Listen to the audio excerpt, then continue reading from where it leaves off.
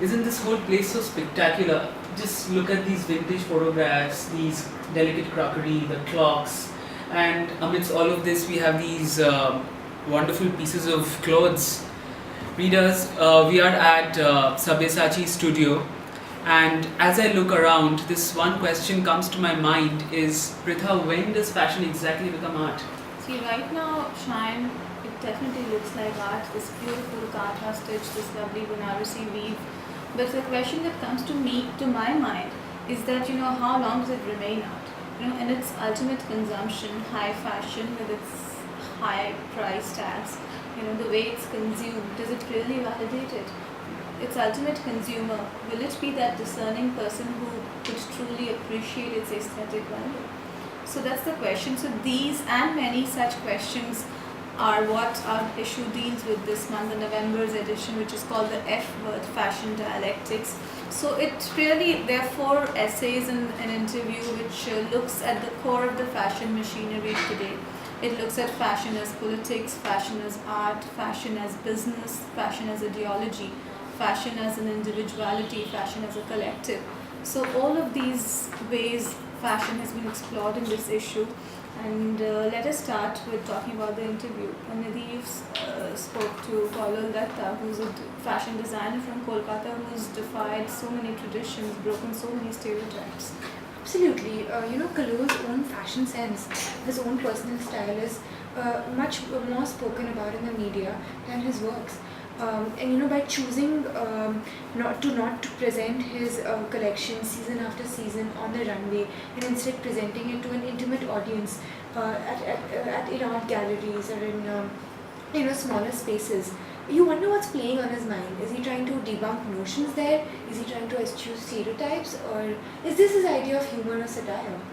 And that's what makes Kaul's work and his ideology is very interesting. His own sense of dressing is also pretty androgynous, Absolutely. I remember asking him about his idea of a perfect woman that he liked to dress up, and he rubbished the concept. He said that he hates it when people use their masculinity or their femininity as a tool to make a statement and to assert their identities. Yeah.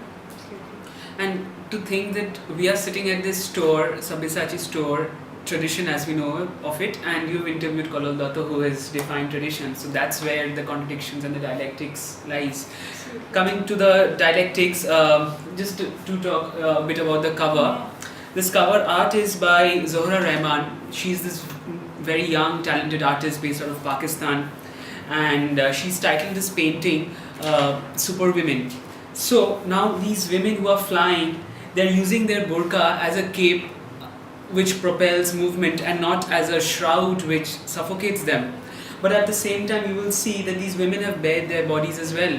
So hijab and nudity, basically an uneasy coexistence of tradition and emancipation. Now to go on these lines, there's one piece by Koli Mitra on the hijab. And she revisits this entire debate on the hijab and ultimately raises this question, that in any kind of sartorial choice that we are making of whether wearing long dresses or wearing our hair in a certain way, in any sartorial, are we actually exercising our agency, or we are participating in a delusion of agency? So, and it actually asks that is any human choice truly ever free, or has it all been conditioned? So that is the end of the that's the cover package. But But you've asked a very deep question about choice.